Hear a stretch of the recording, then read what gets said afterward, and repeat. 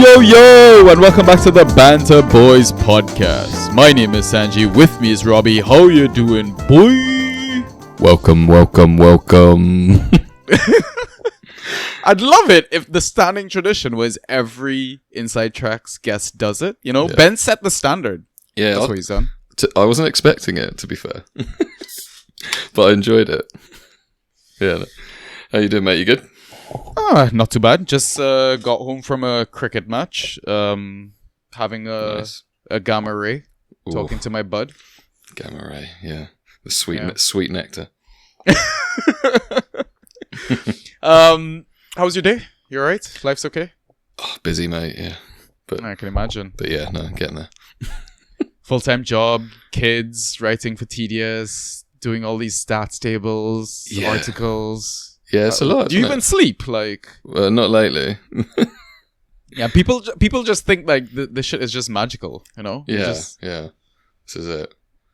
But You rub a lamp and articles come out your ass. Is that what it is? I don't know. I find the writing, like, it doesn't necessarily... Well, not that it doesn't come naturally. It doesn't come quickly. And I like, the way I am, I have to, like, research everything to the nth degree to make sure it's, like, right and, like, there's an argument there. Like my background's in engineering, so everything I write has to have, like, a sort of a justification or a step behind it. And I just, like, you know. So, yeah. Anyway, giving away a bit of the next section, but yeah. Yeah. I mean, people get fact checked these days yeah. as well, right? So, So you have to be on point. All right, listeners, welcome back to another Inside Trax episode. I think what we'll do is jump straight into the fan introduction segment. Robbie, tell us your name, your Twitter handle, the club that you're representing today, where you're from, and a little bit about what you do. Yeah, sure. So I'm Robbie, and my Twitter handle is @ateamofcarers, which is basically related to an ironic team name from my fantasy football days back in FBL, which a team of Carragers, and obviously legend Jamie, not as big a legend as Robbie Fowler, but you know, there you go. No one can be, but yeah. So obviously I support Liverpool. I guess how can I justify that by living in London? But that's the case. But yeah, no, I had a bit of a weird upbringing because I was born in India, so I often joke that I'm more Indian than you, Sanji. But Oh, definitely are. yeah, we grew up in Canada until I was about 6. So when we moved back to the UK, because my parents are British, we moved back to where we grew up near Croydon. So I mean, by all rights, I should be a Palace fan, or my dad's a Spurs fan, but not that. I mean, it's not a bad time to be a Palace fan, to be fair. No, well, I mean, it would have been back in the day, but I mean, Yeah. the thing is, back in the early 90s, Liverpool weren't that great either, to be honest. Yeah. But yeah, so I think it was my love of Robbie Fowler and the fact that he had the same name as me, and that was about it, really. So, can't change these things anyway, so yeah. I'm stuck. But, yeah, I mean, my last name starts with a C. Chelsea starts with a C. That was my reasoning. So. Yeah. I mean, fair enough. Yeah, definitely not.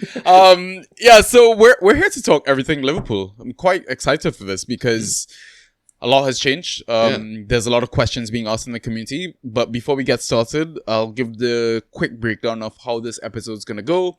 We got 3 segments: general discussion, draft segment. Obviously, we're gonna chat Fantrax assets. And then get advice from Robbie as an experienced manager in the community, champion in previous seasons as well. You didn't get your green jacket, but you got a trophy, so... Yeah.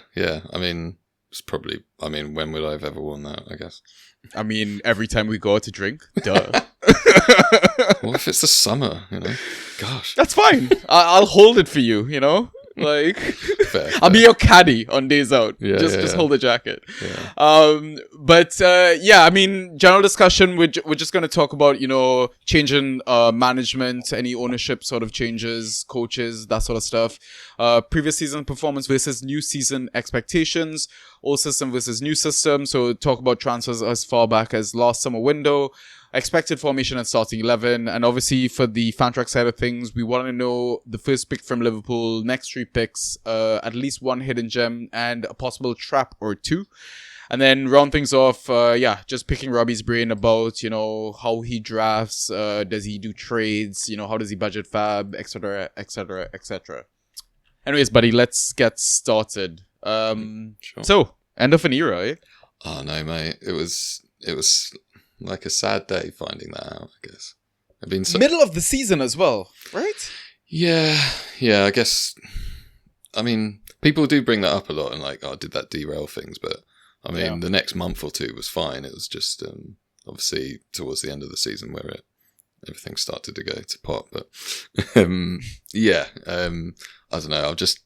It's funny, like, I mentioned before, like growing up at early 90s, noughties and that, early noughties especially. Yeah, Liverpool I mean, they were fine. Like most people would love to have supported a club doing that well, getting some, getting the odd FA Cup and things like that. But there wasn't really much to shout about until Julio and Benitez came in. So, yeah, I mean, just the last decade, the football we've watched, like just some of the nights we've had, I'll never forget that 4-4-0 Barcelona. Yeah, exactly. Yeah.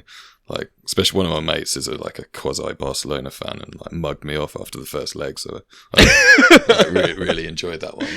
But that has to be like the definition of chat shit, get banned. Yeah, exactly. It was just like, fuck it. And it almost like literally that was so good to me. It almost made the final like I just didn't really like get into it or enjoy it at all. It was just like, oh, I've had my high now, Yeah. but yeah, it's it's a big shoes to fill. Yeah, definitely. I mean, listen, he left with his head high, left with a trophy as well, right? Beating us, our lot, especially. So, yeah, not a bad way to see the season out. But I mean, let's move on to, the current manager, Arne Slot. Did I pronounce that right? Yeah, I think so. Okay. It's like Soboslai all over again. Oh, well, yeah. That's harder. Yeah. I perfected it now, so. Yeah. So what can you tell us about Slot, and has anything else changed in the hierarchy? Coaches? Yeah. Well, I mean, I assume some coaches will have changed, right? So. Yeah. I mean, to be honest, I've not looked too much into the coaches he's brought along, but I do know he recently brought in Johnny Heitinger, which obviously used to play for Everton. So ledge. I know it's old school, isn't it? So which is quite ironic, but anyway, I think it's probably worth, I guess, starting with the structure. Maybe it might sort of tell a bit more of a like a chronological story, but basically Michael Edwards, who was previously the technical director for Liverpool a few years ago, had left, but it's now Klopp has left. That sort of power dynamic. I think Klopp obviously won out,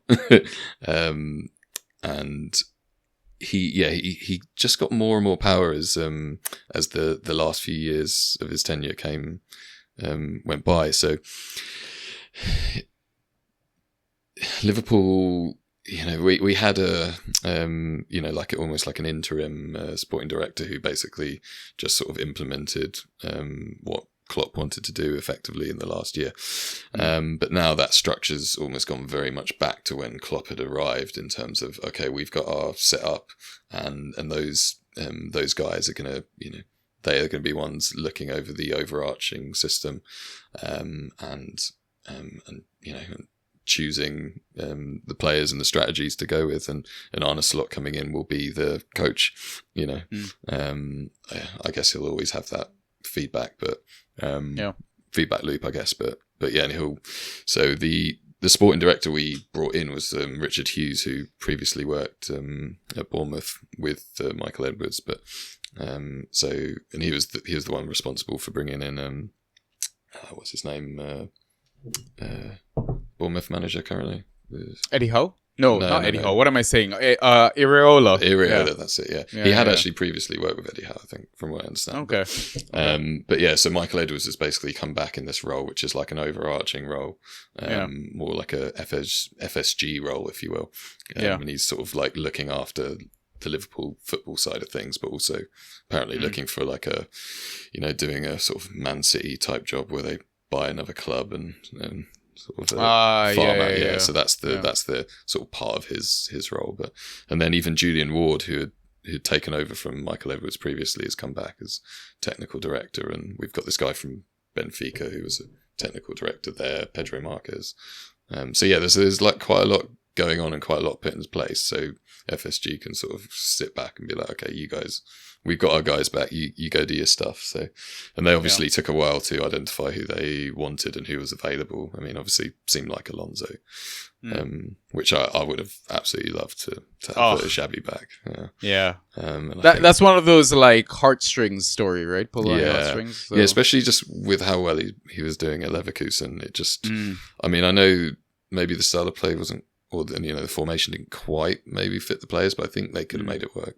But anyway, it wasn't to be at the time, and it's probably the right decision for him. Like, taking over from Klopp's, like, could be a sort of double-edged sword sort of thing. I think, how do you, like, if it doesn't start going well? I mean, I know it's like probably one manager that would get the patience from the fans, but yeah, I mean, eventually they obviously settled on Slot. He's, seems like quite a, how do you say, like very progressive and very sort of advanced in terms of just all of the stuff that he tries with players and tactics. Yeah. And he's obviously just, very driven and into like football and how to manage people and get them to be better. So there's so many articles that come out on The Athletic about him, and that you're reading through. It's like, okay, this all sounds very promising. I was like, but can he do it on a cold, wet, rainy night in Stoke and all that? Yeah. So and obviously the Premier League's a different beast, but I'm sort of quietly like positive, like So yeah, we shall see. Yeah, you never know what to expect, right? I mean, you always take preseason with a grain of salt. Yeah. Obviously, I mean, 2 wins out of 2 against Betis and Arsenal, runners up in the Premier League. But I mean, the signs are good. I was wondering though, did Arne Slot inspire Mo's current haircut? Never know, mate. God. Yeah, he's not really had it that short, has he? Like, never. Maybe it's just like the receding hairline or something. It's finally, finally gone for it. Don't know. Yeah. Have you taken in any of the preseason games? Is there any clues you've gotten from how Arne Slot is working or functioning? Yeah, no, it's an interesting one because of the Euros and the Copa America, there's just so many players that aren't back yet. But there are quite a lot of things that you can glean from it, I think. Because just going through like the list of players who wasn't back, it's like Gakpo, Darwin, Diaz. Even going back to like McAllister, you got like VVD, Konate, like Trent isn't back yet. Robbo, I think, was back, but because obviously the Scots went out early, so sorry. Are you though? Are you though? No, that was more for Andrew's expense. But he's obviously had a bit of a niggle, something or other that I'd read. So he hasn't really been involved. So the teams that have been going out have been sort of a mix of young guys, but relatively, but still, they're first team players, but they're not like, how do you say, the main guys you'd expect to see come the first game of the season. Yeah. I mean, it kind of just speaks volumes that the depth level of quality that Liverpool Football Club has at the moment. I mean, looking back at last season, how did you feel finishing third? I mean, you're back in the Champions League, right? Because last season you guys were playing Europa. I think you guys exited quarterfinals or something, but it felt like Klopp wasn't really taking that seriously. I don't know. I don't know that he didn't take it seriously. I think it was like, I mean, we obviously went out to eventual winners Atalanta, didn't we? So fair play. At the time, it didn't. Nice way to look at it. Yeah, I mean that's the way I'm going to spin it, right? Yeah, of course. I mean, you scored the 3rd most goals in the Premier League. I think you conceded the 3rd fewest as well. So, I mean, based on that form, on a meh season for you guys, you think there's any sort of expectation for a title chase debut season with Arne? No, I mean, I don't think so. Just purely the way that City and Arsenal are playing, it's like they control the games. Their defense is so good, and they still attack well. Whereas I think obviously Slot could come in and change things and have more control, and I probably would expect him to play a bit more. With a bit more control. We can maybe get onto that a bit more later. But yeah, I think last season it was very how do you say, Klopp sort of almost, not that it was pure like his old heavy metal football, but it was like really how do you say, there were so many transitions in the game. It was really hard to like watch sometimes, because you're getting, it was much better than the season before. Like things were a bit more a bit more controlled, or a bit more like, how do you say, organised, if you will. The pressing was much better. But you had Trent coming into midfield, and fair play to him. Konate's like strong, quick enough to be able to cover that. So, but yeah, it's sort of, I think one of the main things that I remember taking away from it was just purely that we just conceded the first goal so many times. It was, and we got away with it through most of the season. And actually, I think we were still top with less than 10 games to go or something. I can't quite remember now, but it was like, how are we here? I didn't have any expectations at the start of the season for us to. I'd hope we'd get back to the Champions League and all that, but for a title run. But I mean, you saw there was. I think it was in the space of a week or two. We basically went out of the Europa League. Lost games in the Premier League, which just meant obviously City would win every other game. So you're never going to win. So just sort of. I think maybe there's just that pressure every time that you can see that first goal. It was like there's always that pressure, and eventually, just some team's going to keep you out, and you're going to get mugged off. So yeah. I think you only lost 4 games last season to Spurs, Arsenal, Palace, and Everton. That Everton one was very surprising, actually. I remember that. I think Branthwaite had scored a goal. They won 2-0. I think Everton were at the verge where it was must-win games. They were just getting fucked with the deductions and all that. Yeah, I think we were already out of the title race by that point. I think it had sort of gone. To be honest, I think the players were knackered, and they were mentally done as well. Like after that, after they didn't have that to go for. So fair. But yeah, there's the Spurs one, which was the fucking. Was that the down to 9 men Jota red card? Was that? No, it was the Luis Diaz goal that got disallowed, wasn't it? Right. Yeah. But Jones got sent off before that. But yeah. VAR had a fun day that day. Yeah. Don't get me started. All right, let's talk about some transfers. Right, we're going as far back as last summer, right? I want you to pick who you miss most from this list of outs. Okay, let's go. Nat Phillips, Fabinho, Henderson, James Milner, Naby Keita, and obviously I left the best for last. Bobby Firmino. Oh, Bobby, love Bobby. Yeah, I think. Yeah, maybe Bobby. Or that I did love James Milner. He was such a ledge. It's crazy how this guy's still playing football. I know. Well, he's but he. They always say he's first in all the fitness tests in pre-season and all that stuff. And he looks like he just lives that, doesn't he? He's yeah. So I mean, should I say anything about Henderson? Probably not. Yeah, I was like, what do they say about JT? He's like captain, leader, legend, or something. Not quite after the whole Saudi thing, and becoming a sort of a hypocrite with his advocation for gay rights and all that. But anyway, don't get in those traps, mate. Footballers are so dumb, aren't they? Yeah. I mean, let's focus then on some of the ins. Why don't we do that? Let's start with Ryan Gravenberch. Came in from Ajax. What did you think of his impact, and what can we expect moving forward, do you think? Because he is a Dutch player, right? Yeah. Arne Slot is Dutch, so we always want to make those connections, the same way with Cody as well. Yeah, no. I mean, and I have done, it's I think he had a bit of a up and down season. He had like a few little spells where he started a few and then was out of the team for a while. I think when you watch him, he's definitely. I mean, I think when he signed, he was only 21. He's quite a young guy, and he obviously he'd moved from Ajax to Bayern and hadn't really got much of a look in. It was why they eventually sort of agreed to sell him. I think it was about 35 mil, something like that.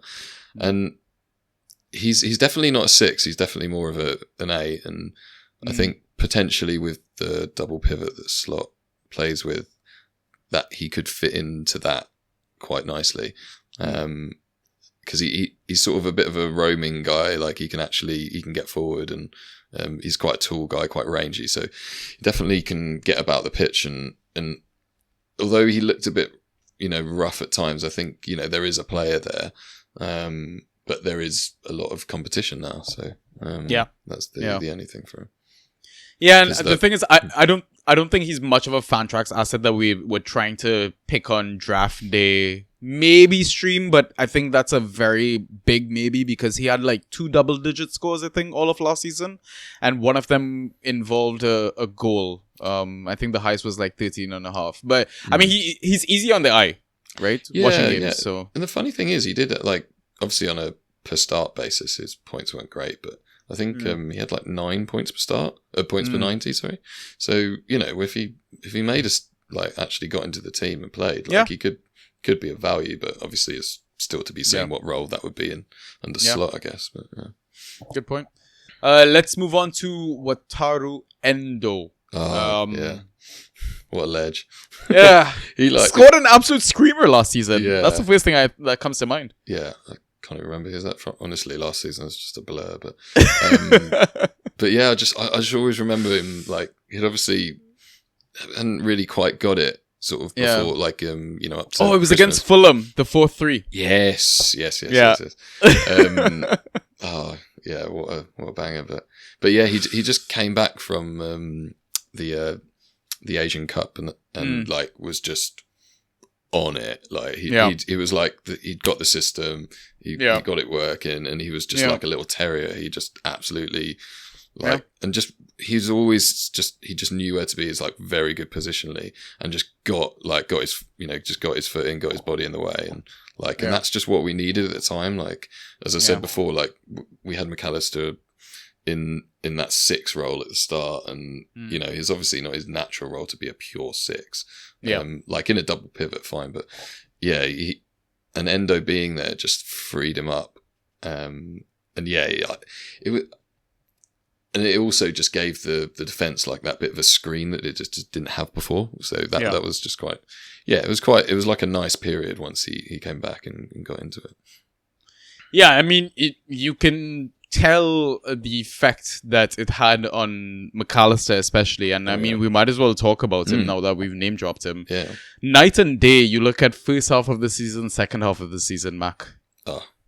It really was. I mean, and he was one of the, like, in I think most people that identified like as a DND, do not draft at the in drafts at the start of the season, because hey, he's going to be playing more as a 6/8 now. He's not going to be playing as a number 10, which is what did him so well at Brighton. But then suddenly Endo comes in, and Soboslai is basically sort of had a bit of a, I don't know what happened to him, fatigue or something, or injuries. I think it's fatigue. I think it started as fatigue, but he had injuries, so it was sort of like I don't know. The two are probably interlinked. So and he just suddenly had this license to go forward and just go nuts, and he was probably one of the best like mid-season like free agent pickups that you'll have had. Like I got him in one league. It was just such a touch. Ryan grabbed him as a free agent, and he was basically part of the reason why Ryan won his community in general. Because Mac basically went from scoring under 5 points per game to nearly 12 points per game. I got 4.9 to 12.9. Nuts. It's crazy, absolutely crazy. So like now I'm wondering though, and I mean obviously we're gonna talk about this later on, like maybe I guess we'll save it for then, like in terms of where we would class Mac in terms of gems, traps, that sort of stuff, right? So we'll wait on that. But last name, I mean, again, we mentioned Sobo, so let's talk about him. we've been talking off air quite a bit, and I mean, I'm in like several chats, and I see you kind of answer questions that we get in our Discord. Guys, come join the fucking Discord. It's great. Honestly, it's fucking amazing. Do it. Yeah, honestly, it's so good. But Sobo could potentially be unlocked, like his true potential could be unlocked, right? Yeah, I think it's funny. I remember, doing the research and the write up for Liverpool last summer, and he it was very the previous season he'd had at Leipzig. He'd played in like a, how do you say, like they have this 4-2-2-2 formation, and he sort of played off the right, but sort of this funny sort of position where he sort of comes centrally a bit.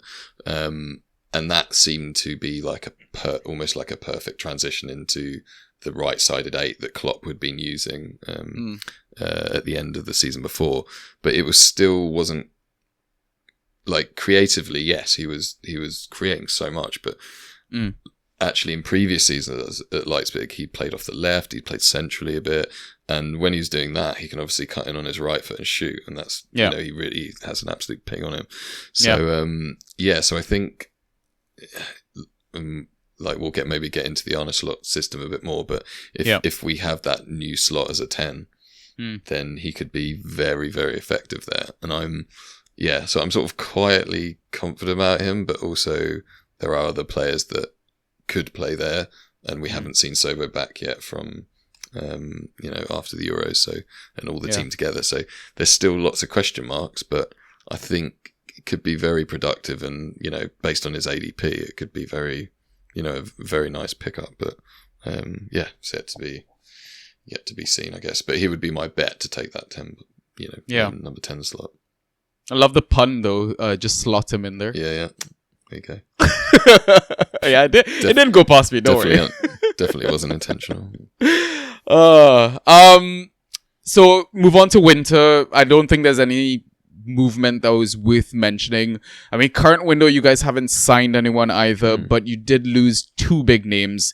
One, Thiago Alcantara, and obviously your boy, your heartthrob, Joel Matip.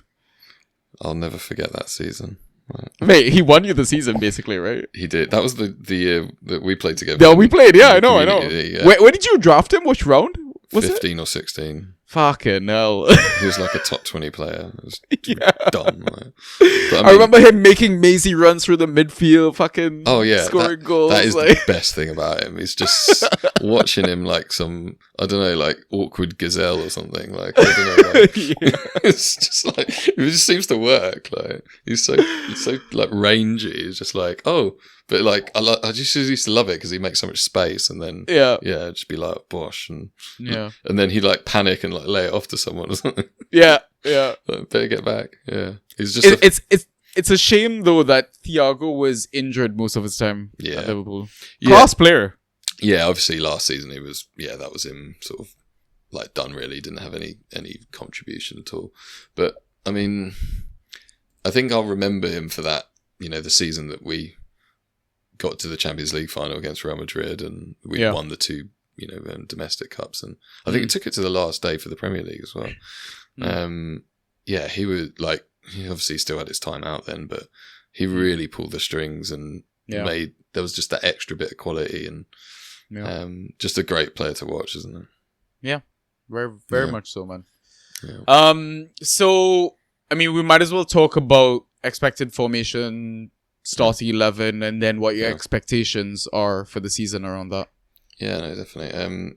So yeah, I mean, by all accounts, Slot doesn't play in a formation, if you will, that's too far away from what Klopp did, but typically it would be a 4-2-3-1. So you'd have a more advanced midfielder in the 10 sort of position who, they at times, like especially in possession, they could push up a bit further, sort of make a sort of a 4-2-4, if you will. But it's that's the only real change. Aside from the style of play is different. There's more of a possession based team in possession, but out of possession, it's definitely more Klopp. It's high intensity, it's pressing, it's trying to win the ball back high up the pitch. And it was interesting actually watching some of the highlights of the preseason games.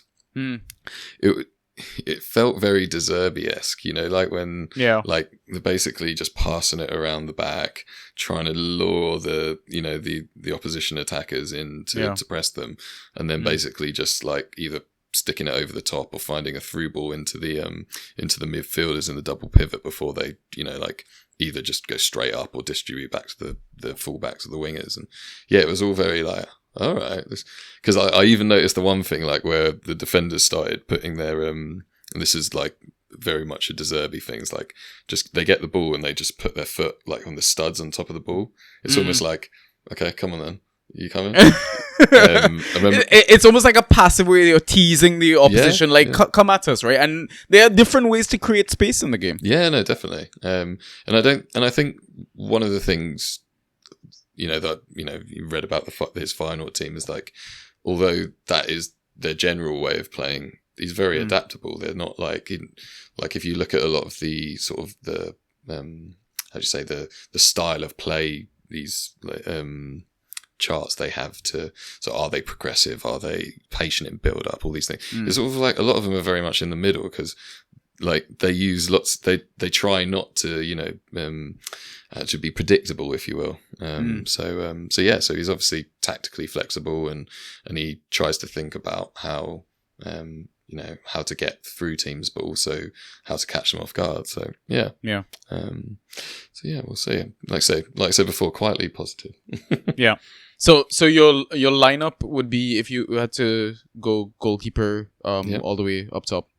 Yeah, I mean, of course you got Alisson in goal. I think Kelleher's he's looking for a move away, but we'll see what happens on that front. We'll probably want too much money for him, but so there's been a bit of obviously a bit of talk about whether Trent might move into midfield or not. I don't think it will happen. I think Slot does use the wingers can be, the fullbacks. I'd say they're probably a bit more like your old school Klopp. When you had Robbo and Trent just bombing down, just getting those crosses in, keeping them width. They were really effective, especially for fantasy as well. And I think they will be closer to that. But there are phases in possession where maybe one of the fullbacks will invert into midfield, and just like Trent was doing last season and the end of the season before. So I think Trent will stay as a right back, but will have that sort of hybrid role. And then obviously Robertson on the left fits everything perfectly. Centre backs, obviously Van Dijk. The next one is interesting because I think with Konate and Van Dijk coming back late from the Euros, obviously both getting to the semi-finals, I think Kwanzaa's going to have a real shot at trying to stake in his claim. Like I think he'll start game week 1. I don't know how much beyond that, and Konate obviously had all these injury issues where realistically, even when he was back fit, he could only play once a week. So Kwanzaa got loads of game time last season. So I mean, I don't hate that as a cuff if that's sort of your thing, but yeah. So I mean, realistically, if you were going to bet on it, it should be Konate. But I think Kwanzaa's, he had a really good breakout season, and I think, it just seems a good player and seems a better player on the ball than Konate. Although I think Konate is obviously, much more physical and able to make those sort of recoveries. But it could suit Slot's style to play more with Kwanzaa. I mean, Kwanzaa has the ability to ghost on his day as well, man. He put up a couple of monster scores last season as well. I think it was an 18 versus Burnley, just over 30 versus Wolves on the final day of the season as well. So I'm kind of now thinking round 15, round 16, fuck a goalkeeper, grab Kwanzaa. Yeah, I mean, I think he'll probably go before then, especially if you've got Liverpool. Fair. Fan in your league. But yeah, and I think, so his points per start last season, 8.6. So if you convert that to the new scoring for defenders, then it's nearer 10. So obviously, again, different system. He'll be more or less busy. I don't know, but yeah. So I think it's definitely one to look out for. But yeah, so in the double pivot, I'd obviously expect McAllister to be in there. I mean, he could go in the 10, but we don't know yet because he's not back. So, but I'd expect him to be in there with Endo. But Elliot played there last night against Arsenal in the 8. Yeah. So I'm a little, but and he could play in the 10 as well, Elliot. And I think he's like false 9 as well. Yeah, he's an interesting player, and he obviously ended the season playing in Szoboszlai's right-sided 8 position. So I think he's really one to look out for. But yeah, so then I'd expect Szoboszlai to take the 10. Obvious one, Salah to take the right wing again. Like, there's no. I think from what I understand at final Slot had he obviously had the 2 wingers, but one of them was more of a sort of like a hug the touchline, run cut in sort of thing. Whereas Salah, or the one he had on the right, just like it will with Salah, was more of that, someone who's gonna inverted winger. Yeah, move into the move into the half spaces and try and actually get shots off and be more productive like that. So I think that balance is there. It's just, but obviously the other 2 positions are really up for grabs. Like I think Nunez probably wins out up top just because of the chaos and talent. He's such an idiot, and he's obviously playing so well for Uruguay as well in the summer. So. How the fuck didn't he get a ban, by the way? Apparently, well, I've not heard anything yet. Yeah. Mental. I mean, he took a good punch, didn't he? Yeah, he threw a few things back as well. yeah. Oh yeah, God. But I mean, I don't know. Maybe they got away with it because they're like defending their families or something. I don't know. Yeah. Fair. But yeah, he's obviously like a nutter. But it's great. But he's your nutter. Exactly. Yeah. It was like, it was a bit like that when we had Luis Suarez. It's just like, if he's not playing for your team, you just like, I imagine you just hate him. But minus the biting. Yeah, that too. Yeah, he's probably more of a nutter, wasn't he? Yeah. You've got some interesting players and positions, and a couple of things that come to mind immediately based on what you said.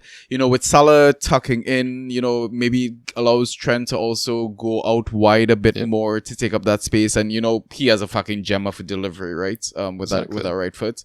With Diaz touching hugging the line, Robbo, he can make inside runs. He has goal threat. We know that as well, right? But I'm curious, we touched on Robbo having this niggle or some issue or whatever at the moment. Is there a chance for Tsimikas to start the season the same way, Kwanzaa is getting his opportunity? I don't know. There's not been too many details on how, the severity of it, but I don't think it will keep him out of the first game of the season, to be honest. But yeah, if not, then, get Tsimikas and put him out for a game or 2. Yeah. And Cody had an amazing Euros. Yeah. Right? He showed what he can do cutting in from the left. Yeah. So I am wondering, how come Cody doesn't make your starting 11? Based on form, at least. Yeah, for me, it's genuinely flip a coin. We won't, before everyone drafts, we won't have seen any of him in pre-season together. Yeah. I think Diaz obviously had finished the season and played. I think how many starts he got? 32 starts last season. Obviously there wasn't really the production in the first half of the season, but he was he was getting, I think he was putting up over 13 points per start in the second half of the season. He was just absolutely it felt like, obviously that first 6 months when he joined and he basically, Mane got moved up top and he played on the left and he was just electric, wasn't he? It's just obviously with him, you always feel that he could have scored more, he could have assisted more. There's just a few wasted chances, and then if you add Darwin on top of that, it's just like a shit show, isn't it? But, he had a bit of a rough season. His dad getting kidnapped and all kind of shit like that, right? No, it's true, isn't it? Yeah, and there has been some transfer speculation and things like that, but I don't see him moving. But again, Gakpo, if you want someone who maybe he's not quite as quick or is not quite as the work. I don't know. With Gakpo, he's sort of very, and you saw it when he sort of played as a central forward. Tactically, he's so aware, and he's getting into the right spaces and cutting in at the right time. And not that I'd compare him to Henry, but you Yeah. know, like it's always like he's going to cut in on his right foot, he's going to Yeah. shoot, you know, he's going to do it, but Yeah. obviously a lot of defenders just can't stop it. So Yeah. so- He does have a certain level of game intelligence that I think is different to the likes of, like, say, Nunez. oh god, yeah. And I think, I mean, I guess what's going for Gakpo as well is he could play up top. Yeah. He could even play in the 10. Yeah. So yeah, he's got a bit more, has options, if you will. Yeah. Whether that's a good thing or not. Yeah. Like, but I think Klopp deployed him as a midfielder as well. Yeah, I remember start of the season versus us. Like, yeah, that was literally just we didn't have any midfielders because we Right. just sold everyone, and Yeah, there was yeah. lots of players still needed bedding in. So yeah. Okay. I don't think we'd even signed Endo by that point. I don't know. No, I don't think so. Endo came in like halfway through the season. I want to see. No. He was signed in the summer, but he was quite late, or relatively later, if you will. But, Okay. but yeah, so I think there's a bit of like there's things to be decided or to understand a bit more. But I think it could be Gakpo, it could be Diaz. I don't. If anyone told you they knew, they'd be lying, to be honest. So yeah. But yeah, if I had to bet on one, it would be Salah, Darwin, and Diaz. Going through. I mean, the one thing I would say as well, and actually we'll get onto it later when we talk about the traps, I guess. I mean, let's move on to that right now, I'd say. So first pick from Liverpool, obvious. Yeah, it's got to be Mo, isn't it? It's weird where he's falling in mocks now, though. It's very unusual. How far have you seen him go? Maybe like 6th. Yeah, I think that's probably around. That's the furthest I've seen him go, I think. Yeah, I think I've got him at 5, I think. Yeah.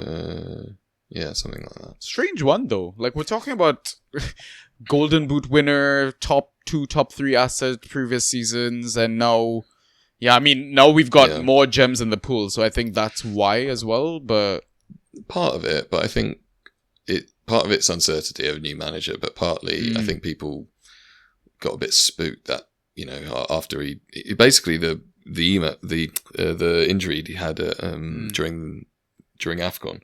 Right. That was the only real, aside from, Ramos assaulting him and, his shoulder getting done in the Champions League final. Yeah. Aside from that, he pretty much hasn't had an injury at Liverpool that has made him miss significant game time. Yeah. So it was quite shocking to sort of be like, oh, he looks a step off it. Yeah. He's like, his finishing's just not there. Like, he was still getting chances. He was still getting the same XG, relatively that he was before, but he just wasn't finishing anything. Didn't look on it. Yeah. So, I mean, I'd hope like a summer's worth of, and he was, getting rotated by Klopp and then at that point.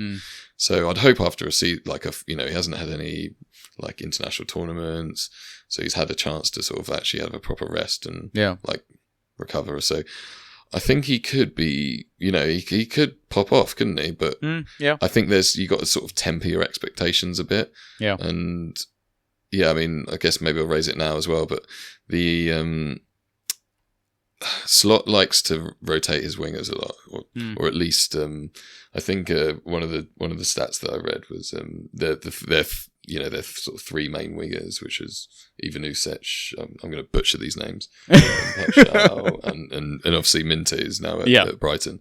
Yeah, and those are their 3 main wingers, and they only got like 5 full 90 minutes between them all season. What? Yeah, so I think probably Diaz is going to be the one more at risk. Yeah. Or the left-sided one than Salah, just for that work, because they're going to be putting that work rate, that shift in, and get someone in fresh. But it was like what was the okay, I've got the quote here. So it says, I asked Dennis, who's the CEO at the final at the beginning of the season, for a lot of wingers, because you can't expect every winger to perform in every single game and outplay their opponents. So that's why they are the players substituted most often. So when you see Diaz's like ADP at like 19, then it sort of starts to make you think, right? But certainly Salah, like he's going to be good. Like I don't think there's any way that, unless he has a big injury, that he doesn't make the top 10, and that's what you want from a first round player. When you pick them, you want them to at least guarantee you a top 10 sort of output. That's why you go for him. Okay. Next 3 picks, and which rounds are you taking them? Sure. So yeah, I mean, next boy, your boy, mate. T-Baby. T-Baby. It's got to be, isn't it? I mean, this one's a bit of a risk, I won't lie, but I love him. So, and I think, as I mentioned before, like, there might be more of that swashbuckling sort of fullback getting up the pitch a bit more. And even if he, if he's able to move into midfield as well, he's got like almost 2 different routes or to actually also two different angles to get the ball in, if you will. Like obviously last season he did lots of those from the half space, a bit more like KDB would when he was actually had that hot spell. But yeah, if he's also overlapping Salah and getting the balls into the box, like it could it could be very productive. So I think he's gonna be going around about the end of round 1. I see that. Start round 2. Really depends on your preference, because I know a lot of people just don't like taking defenders early, but I think once he starts to get there, you really you can't pass it up. Yeah, my concern is like thinking about last season. Like I mean, pre-Sobel, it was basically Trent and Robbo taking set pieces, corners, all of that. And now that Sobel's arrived, he's kind of eaten into that production. And that's my concern, especially given the changes to the defenders scoring. It's going to be easier or friendlier to stream defenders. So that's why my thinking is like, do I really want to use my first, second pick on a defender? And don't get me wrong, listen, my OG listeners know how much I fucking love TVB. Right? We're talking about an asset that was basically like a top 2, top 3 assets a few seasons ago. Yeah, no, sure. I mean, I almost don't think of him as a defender. Like, he's classified as that, but fair, but I mean, like, point taken in terms of the extra, I don't know, 1 to 2 points that most defenders will get on average will help streaming for defenders. But yeah, he's just got so much upside. Like when he's if it all goes well, he could be a top 3 player. Yeah. I mean, easily. So and that's that's what you're going for there. Are you to coin a phrase, drafting for upside, but or are you like looking for mid-table? I don't know. Like it's just he could make or break your season. He's that good. So yeah, I'm like quietly confident that he'll be good, and just the fact that he's in previous seasons he could be going in the top 5, 6 picks. So to get him at the end of the first round, like is actually quite. It could be a steal. Only 25 starts last season and still managed to end up Liverpool's top 4 outfield scorer, averaging just over 12.5 points per game. I mean, he's still primo, right? So, all right, who do you have after Trent?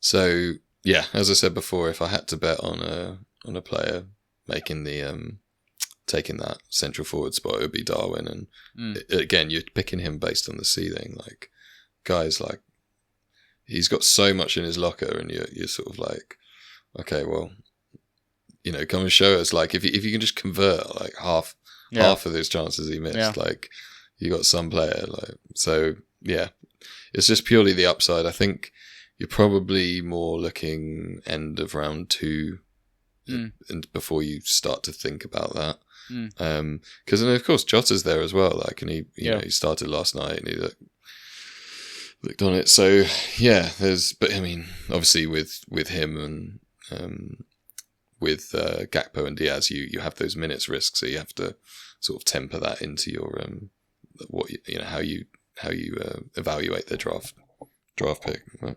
It's good that Arne Slot has no hair, so he won't be frustrated when Darwin misses everything. Wee. Who do you have after Darwin? So I mean, I've actually got, and this is just purely based on the numbers, I got Robertson there. Ooh. Yeah. Like again, I imagine most people, based on the ADP and based on what you've seen in mocks, have been taking Diaz, and that could be right, but like do you want your second or third pick to, be a minutes risk? Or there's a lot. I prefer to go a bit safer in my first 4 or 5 rounds of drafts. So yeah. But yeah, Robertson's like, just put the numbers in of what he got per start last season, and looking at previous seasons and project around, I don't know, just even something not that big as like 27, but with the new scoring as well, like he's just, he's right up there. I think I've got him at the end of the second round, start of third. So again, I don't know if I'd take him there. Yeah. But yeah, so like that's just what the numbers say, and it's sort of hard to, like if he can replicate sort of the seasons past that he had under Klopp, and when before Trent started inverting, then yeah, we shall see. Watch this space, I guess. Yeah, listen, again, another player that had only 18 starts, still averaged just under 12 points per game. You look at his last 3 scores end of last season, 27.5, 25, 23.5. Yeah. I think people forget just because he obviously had that shoulder injury on international duty, which put him out for like two or so months. So yeah, it's easy to forget that, actually when he played, he was good. Yeah. Yeah. Very, very good point. Yeah. All right. Who do you have as a hidden gem?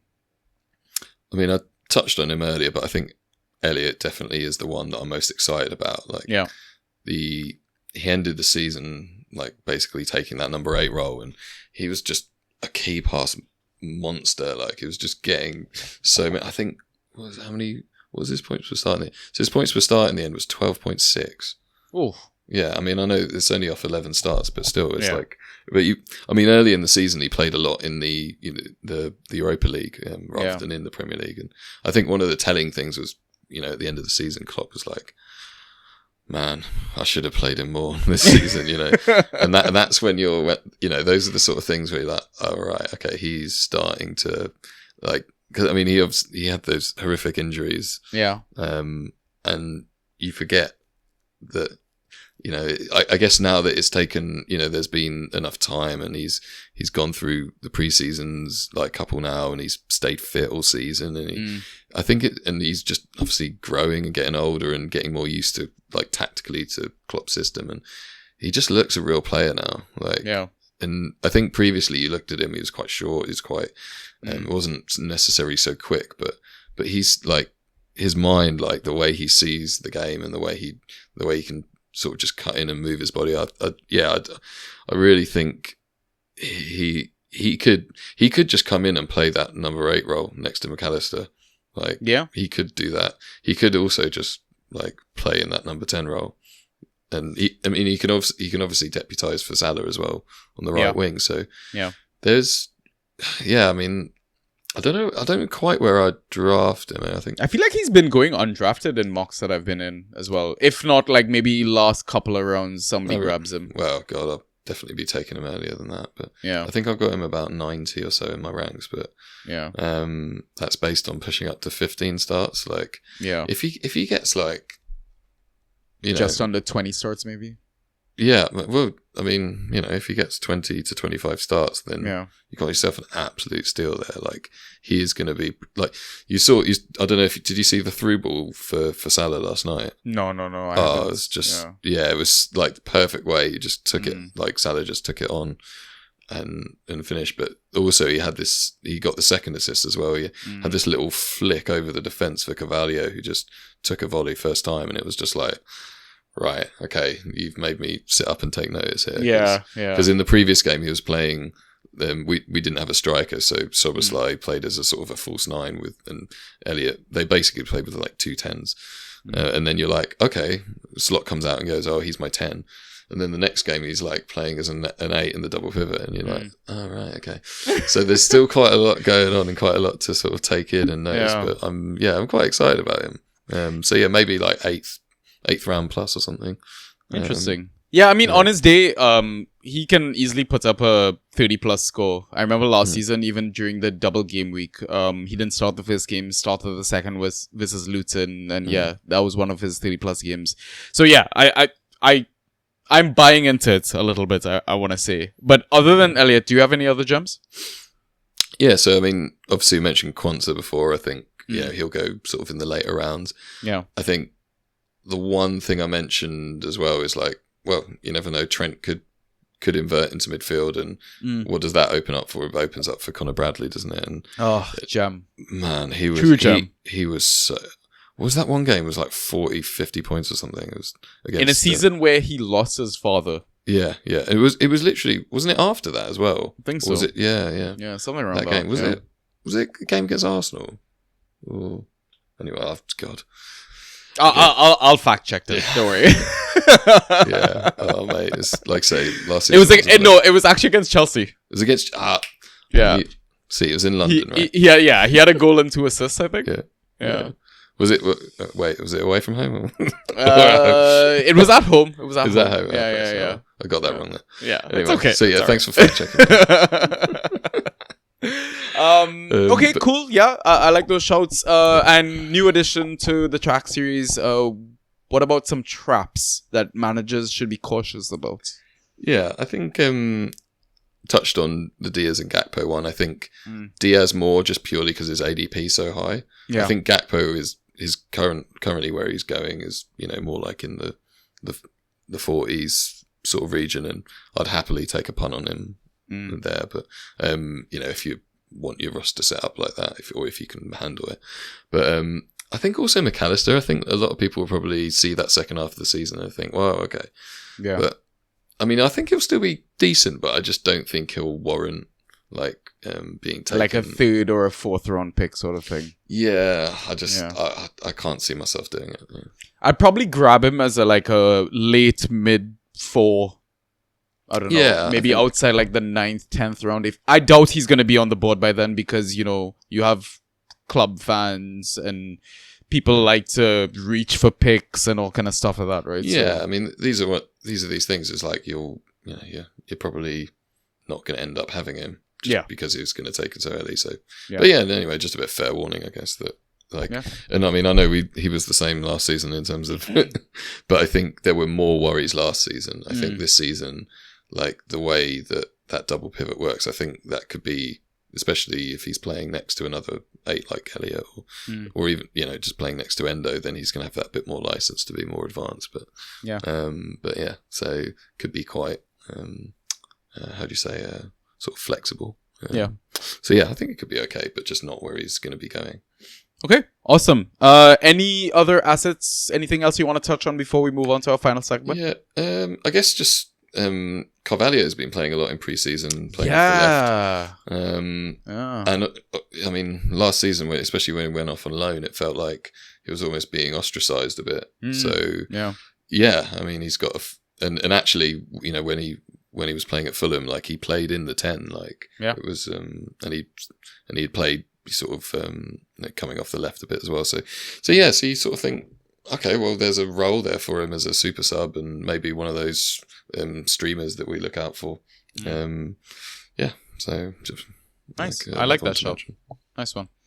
All right, final segment, advice time. And I threw in an extra little bit in this as well. And I think I'm going to ask the other guests that we have during the Inside Track series. But what I wanted to know is, do you have any drafting day tradition and how do you draft? So, do you wear, lucky underwear? Do you have to have a gamma ray while you're drafting? And do you use, Excel sheets? Do you use, memory? Or do you message a bunch of people and be like, hey, who should I pick now? right, yeah. How would you say? Sourcing out my draft picks to others. Yeah. What's the point? Anyway, no. I mean, to be fair, I do quite especially if you have a slow draft. Sometimes you have a bit of a pickle, and it's just oh Christ, I just need to talk this through with someone. No, I get that. Yeah, and sometimes you just go back to what you're thinking anyway. But it's good to just have that thought. Sounding board, right? I think it's very vital during drafts. So which I know we do. Quite often.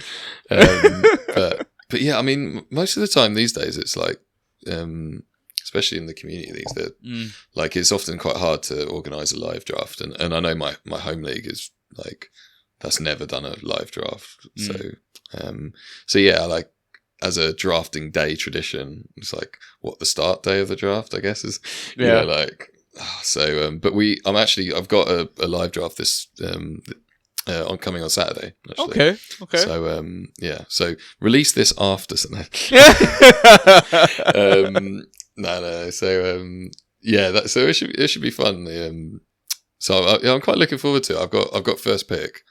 But I've done a load of random trades which I've never done before. Actually, I've never got into that. But I got offered some stuff which I just couldn't say no to. So yeah. So what do you do? It's pretty crazy. Some of the offers that I've seen you share in like our group chats and stuff like that. Like honestly, like what do people just love you? Is that what it is? I think people are just like, how did I describe it? Like just like degenerate traders. People just love it. Like shout out to King Arthur, who's just like just absolute nutter. Love it. But and also been like so me and him and Tom Fireworm have done like 2 trades between us each sort of thing. So that's just like this. So the draft's going to be like, obviously that's easier to handle in a slow draft where you're like, okay, it's actually my pick when it shouldn't be. But so that's going to be like a different one to get your head around during a live draft. So I'm gonna have to think and plan a bit more for that. But we'll see. Definitely. All right. I mean, we're talking about trading stuff. So you traded some draft picks this season already, I want to say. Can you touch on what you've done? And I guess, is there some sort of strategy or advice you'd share regarding that? Well, actually, I'm literally writing an article on it at the moment. So go check it out, guys. Well, whenever when it's out. When it's out. I'll try and get it. I don't know if I'll get it done tonight, but tomorrow. So just it's trading draft picks is this like interesting concept because it's really hard for people to like, and I have the same, like I see something come up to me, like round 1 pick 7, and there's all these combinations of things. You're like, how the hell do I even, like, if it's a player, you go, you can weigh it up. So it's quite hard to evaluate that properly. So I've just basically used the projections from our site that Draft Lads set up, which basically just using the war value, which is like, I mean, for those that don't know what war is, can you just give a quick spiel? I mean, to be honest, at the end of the day, all it is it's an expected value. Right. So, and it's how I sort of rank my players. I say, how many starts do they get? How many points are they going to get when they do that start? And then the war value basically is like a sort of a linear calculation, which basically takes into account what the value of a replacement is on the waiver wire. So it's sort of very, you're just sort of trying to provide a value which summarizes that well. So, like, because if you just order by total fantasy points, you're going to get a load of people who, get 8 points per start every week and get quite a lot of points, but actually aren't really that good for you to get wins. But if you've got someone like a Riyad Mahrez or something, is more like 16 points per start, but only plays half the games, he's going to win you more games because like those games when he does get those big points, and obviously in the games where he doesn't start, you're still going to have someone from the waiver wire to replace him. So you sort of like, it's that concept that you just try and get in your head of like, and it's difficult to balance, but the war basically does it for you. So that's basically it. But it's just basically trying to recreate the draft board, but in those war values sort of snaking through, and it's going to be completely idealized because let's face it, when you actually draft, like, it doesn't go in that order, does it? Like, there will be players that drop to you that you maybe don't expect, or or things like that. So, I mean, live drafts are basically unpredictable. Like, you have to expect the unexpected. I mean, even a slow draft, like, there will be, you almost, you think of the draft in like tiers of value, whereas like, you sort of have these players and then, that's a drop, right? So it's sort of, if you're able to catch a player just before that drop, that's when you're like, okay, I'm maximizing my draft here, and obviously whatever analysis I'm going to be doing isn't going to capture that, but it'll just give it like a bit of an idea about like, okay, well, how much, and also just how much is fab worth? Like, And so I'm trying to like sort of put it all into something that seems reasonable. And I made this like little trade calculator. So, and I've asked like a few people from the community for, trades that they've done or they've seen. So, I'll just sort of like analyze a few of those and see if people won or not. Very nice. But yeah, I think what was the ones that I've done so far. So I traded out my round 5 pick 1 for round 6 pick 4. So it's only like 16 places dropped. And 50 fab. So 50 fab to do that. Which, so I think I had to take that. And then I've done another one where I'm trading away my round 2 pick 12. And my round 6 pick 4, which is the one that I had actually traded in, I'm trading up the board at the bottom, so getting a round 2 pick 5, because I feel like there's a bit of a drop off, like one place after that where you might be able to get your MGWs, your Bowens, whatever. For sure. So I went in this one because I'm like one after King Arthur, who's a huge West Ham fan. But So and then coming back was a round 8 pick 4 one and 15 fab as well. So I think on balance the trade was probably okay, but then the fab took it over the line for me. So anyway, we'll see if they work out. And I've now got 165 fab. So yeah. Not a bad way to start the season when it hasn't even started. So exactly, yeah. I mean, listeners, if you want advice or you have questions about trading draft picks, feel free to DM Robbie or just contact TDS. A little plug there. So yeah. I mean, definitely talk to Genie as well. That guy's just like if you want to talk about degenerates, like. Then, I was wondering when we were gonna drop Ibby's name in there. But, mate, he's an enigma, right? He really is. I just love it. Like, his focus is always, I'm going to trade all my fab and everything that I can to get those high draft rounds, if you will. So anything sort of 3 rounds and up, but mainly focusing on getting first round picks. And honestly, the numbers do back it up. So I'm in a league with Genie, and all he keeps saying is my 100 fab is burning a hole in my pocket. It's because no one's biting. Like, no, because they're aware, right? People have loot. Yeah, exactly. All right. In terms of waiver ethic claims, what's your strategy around that usually week to week? I guess a bit of both. Like, so, I mean, you got form versus fixtures there, but I mean, use the toolkit. Yay! Nice plug. Shout out to you, Draft Lad. Love you, bro. Oh, he is a ledge. Yeah, I mean, absolute ledge. Yeah, I mean, and actually, part of the data I put together each week goes into that. So, which is from the ranks. And so obviously projections look at those short term things, and the way I use the toolkit actually is just to like. I mean, especially when you're in multiple leagues, going through all of the players and just being like, okay, who's got this game? Who's got that game?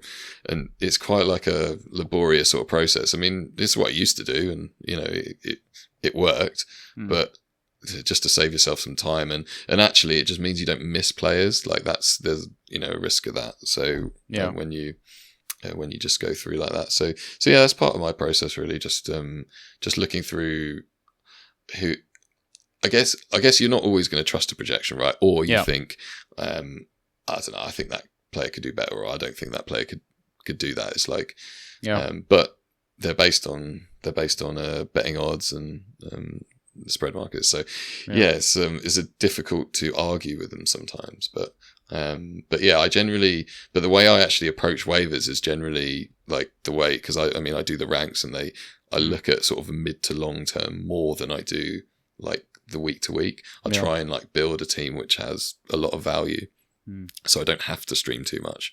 That's the general goal. But if I don't get that, then I'll happily. I remember the year that we were in the DPL together. I got like ton of injuries halfway through the season, I just had to go back to like the boom stream whatever you can sort of. And I didn't have any fab either, but. So it made it even more difficult, but so it's just like horses for courses. Ideally, I'd like to be looking at sort of like 2 or 3 game weeks ahead of like in terms of the picks that I'm getting, but not actually streaming too many. Maybe only having like 2 or 3 slots that I change every week. So. Yeah, like the opposite of draft. Speaking of fab, you talk about not having fab to spend on waivers. So then, do you just kind of splurge on a shiny new toy? Because I mean, there's rumors about the likes of Osimhen coming in and stuff like that. So would you be busting the bank for him, or is it a lesson learned that you're going to spread it over the season now? I think in the league that I've got 165 fab, I'd just buy him. Yeah, fair. I sort of did a similar thing last season where. Yeah, I ended up. Who did I trade out? I traded out like Rodri, for like 115 fab or something with Harvey Barnes, and just because I knew I wanted to get JWP, and I got him, and then I got Kudus. Yeah, so I remember just in TDS chat, just reading what you like were able to achieve. It's just like how. Well, I know, but I mean, in the end of the day, it's like swapping JWP for Rodri is like. It's kind of evened out, I guess. Yeah, exactly. Yeah. So that didn't really fair. That was fine. But and then obviously I had so much fab anyway because I think I'd sold Richarlison for 50 fab. Yeah, I remember that. Yeah, that was it. So I had that extra bit. Yeah. So I'll spend it if I don't have to. If there's going to be no crazy fab war. Ideally, I'd like to sell it. Yeah. But I mean, most people are cottoned on to these sort of tactics these days. But you need like I mean, it was this, again, the season we were together, it was Ronaldo and Lukaku coming in. When it just... It was mental. People were spending 300 fab. Yeah, I think Tash ended up with like over 400 or something, didn't he? He was just like, no one's going to be doing anything. I'm spending I'm going to put my 101 down. But I'm like, putting my balls on the table and telling everyone that you aren't getting Ronaldo. Yeah. So that was interesting. But so I sold Mane to him, and he sold Mane to me for 100 fab and Harvey Barnes. So again, that man Harvey Barnes, I'd like to. So that's the ideal if you can do it. Yeah. But actually, after playing with Mr. Chickens the year before in the Gold League, sort of learned a bit of a lesson of like actually. I'd quite like some fab at the end of the season. Like it's nice. I don't want to keep getting beaten to bloody bids all the time. Yeah. So actually do quite. So like last season, I tried to keep hold of it a bit more. Not sure it worked or not. I don't know. Maybe you do like a bit of a 70-30 rule. Yeah. Spend 70 on a shiny toy. Yeah. You get him. If not, at least you have your money left over. Sort of thing. No, I meant to like look into sort of doing some like calcs on that. But it's so hard to like, because it really depends on your league. Like some people might just drop really good players, and happens all the time. And either they get picked up off FA or actually on small bids, and that's how you can win a league. Like actually, I remember our boy Nico fucking Jackson. Yeah.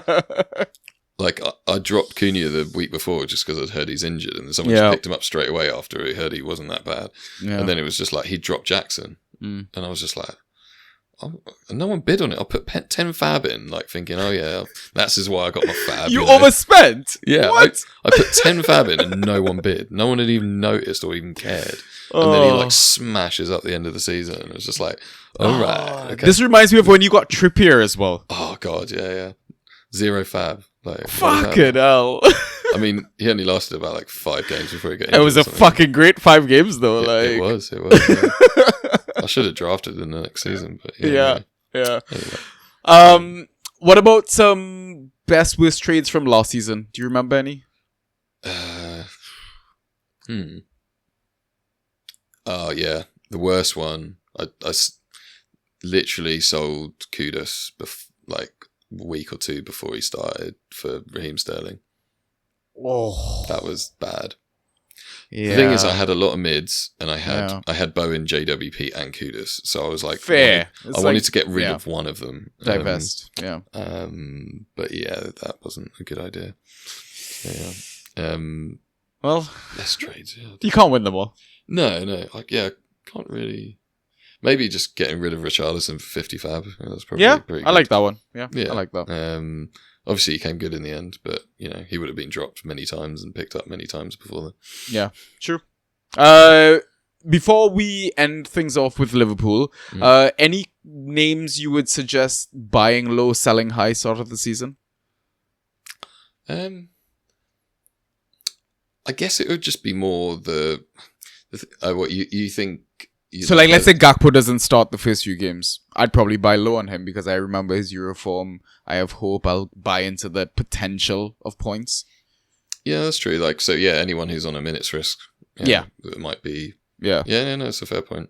Right. Yeah, Elliot for sure. Elliot, sell high potentially, starts hot. We know he also, as much as good as he can be, we know how bad he can be as well. Yeah. Yeah, it's true. I don't know. Yeah, that's a difficult question because, like, I know what you mean. You're trying to forecast. So, yeah, like I said, anyone with a minute's risk could be in that situation where you want to sort of for both scenarios in a sense. Yeah. Yeah, exactly. Yeah. I think. Okay. Yeah, I think actually just maybe point people towards the Draft Lad's article that he just dropped. Is like, and actually, when you're doing your draft, it's like who's going at an ADP that is much lower than where you think they are, or so you can just check it against our ranks and that, and it's like, and he identified one for like each sort of like round and period. It's really like I was like, right, okay, these are my sleepers sort of types, at each sort of tier, if you will, that I might go after, and like obviously don't agree with all of them, but I do. I mean, it gives you food for thought, right? Yeah, it's definitely well thought out. It's just like, okay, well, if these guys are dropping, then I'm happy to take them. So yeah. Anyway, this is why the draft kit is worth it, guys. Go buy one. Oh yeah, go buy one. Honestly, the amount of hours that's gone into that is insane. Yeah, it's crazy. Honestly, these guys are busting their ass, man. I'm part of that, but I'm very much on the lower end. So, well, doing 20 pods might might affect things a little bit, mate. Just a little bit. All right, Robbie, I don't want to carry on and make this into another 3-hour pod. So let's ask you one final question. What are some lessons learned from previous seasons? Advice that you can share to both new and old Fantrax managers? Wow. I sort of feel like I've like said a lot of it already. Yeah, you have. Yeah. Well, lessons learned. Actually, I think one of the lessons learned, especially if you're in a home league, and I'll go back to FPL Hazardous as a chat. Yeah, is join the community leagues. They are literally, if you do that, and you'll notice the players that are getting picked up. It's a bit like a hive of information for just absolutely smashing your home league, because there's going to be picks like, even like I remember in previous years, like Matoma and obviously like a Dingra last season, and Doty, all these players are just like I don't have them in the community leagues, but like I have all of them in my home league. Yeah. And you just like smash it, and it's like I mean, this year I've taken on running the DPL community league, so that's been a bit of an eye opener about how much effort is involved. But it's just so good to get like people who are all just obsessed with it and absolute nutters and sending trades out all the time, and so it's just fun to play these games with like people who are good and people who are active and like love the game and love football. So that's maybe something, maybe not quite what you're going for, but I felt no. I appreciate that, because you're entering a more competitive environment. I assume community leagues are than home leagues, right? And listen, there's a lesson in every loss as well.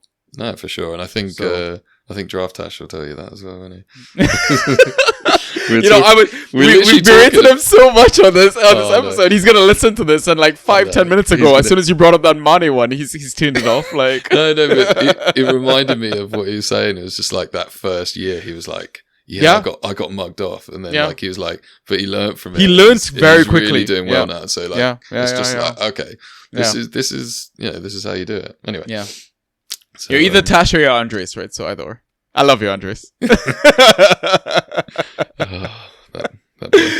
All right. I think we should sign off there. Yeah. No, it was fun, mate. Cheers. Yeah, man. It's a pleasure. I don't know. Any final words you want to say? Anything you want to put out there? Any No, plugs? just enjoy the drafts and buy the Ultimate Pass. But if you don't buy the draft kit and check out all the articles, and it's with it. And all the ranks, and like there's so much there, and like I've got like maybe one day now to read all the stuff that everyone else has done. Yeah, not myself, which is before my draft hits. But yeah, no, looking forward to it. But yeah, just get on and sign up. Nice one, man. Awesome. Robbie, it's always a pleasure chatting with you, bro. I'm waiting for the next time we meet up in person. We need to have a proper drink sesh again. But yes. Yeah. We'll organize something. But anyways, listeners, thank you for tuning in to yet another Inside Trax series episode. I feel like every time I end the episode, I tell people, oh, this is the next episode. And I've had so many different like reschedulings and cancellations. So I'm not going to tell you who's next. Just fucking tune in because it's going to be great. All right? Do it. So until next time, peace.